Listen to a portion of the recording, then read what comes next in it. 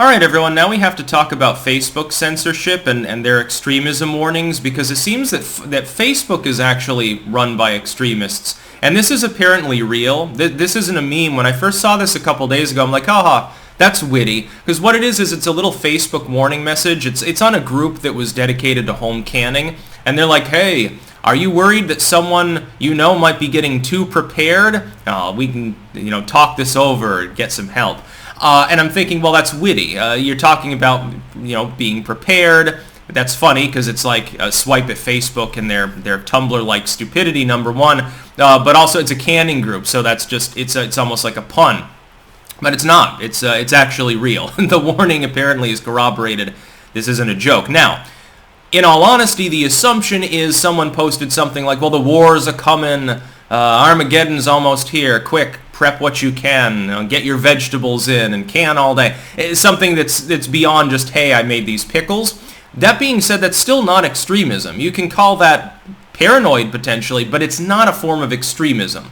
I would point out, Mark Zuckerberg, the founder and CEO of Facebook, doesn't he have like a luxury rich people's doomsday bunker?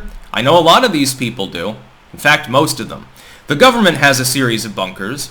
The rich have a series of bunkers. Yet if you canned too much food in the season, you're extreme, and probably people that interact with you need psychotherapeutics.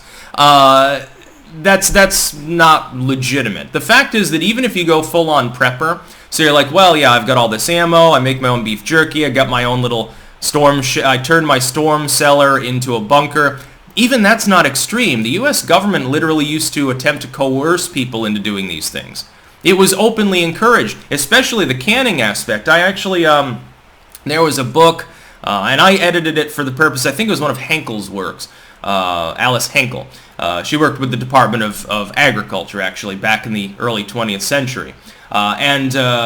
In her particular work, part of it was about, it was a rundown list of how much you would save if you did like garden canning. I think it was one of her works. I could be conflating that with something else that I read over time. I like agricultural materials.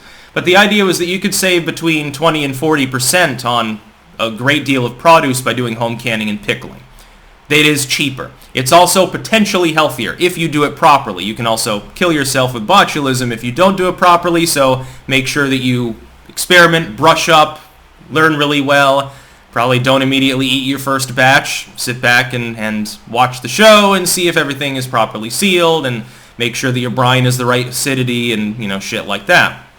Pressure canning, slightly safer as well. Having a bunch of canning going on and even doing outright prepping is not extremism.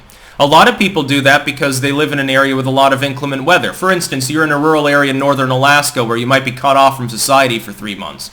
Well, are you extreme if you have 3 months of food on hand, or preferably a bit more? What about if you're in Tornado Alley? Well, having a storm cellar is fairly common there. It's like a kind of bunker. You could easily convert one into a fallout shelter. It wouldn't be the most effective one, but, you'd have it, so you might survive.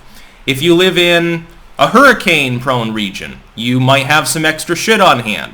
If you have a car, having a little kit in the back with some flares and an orange cone, the idea is like having a tire iron is extremism because you're expecting that your car's tire will need to be changed. Well, you're a little bit too prepped there. Prepping is good. We used to recognize this as a society, and we used to actually encourage people to be prepared for various things. It used to be, even in schools, not that many generations ago, you learned about things like, the things that actually matter, like the basics of growing food, potentially. Like how to start a fire without matches, things like that. Survival tips. These things should still be taught today, but they're not, because the government wants you to be more weak and reliant, because then it's easier to control you, and that's the long and short of it.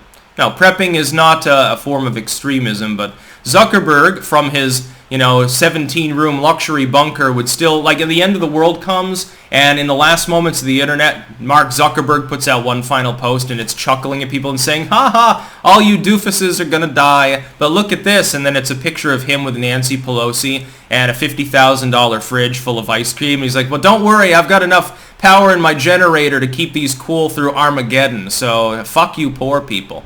It's It's basically seems to be the case. That's about all. Peace out.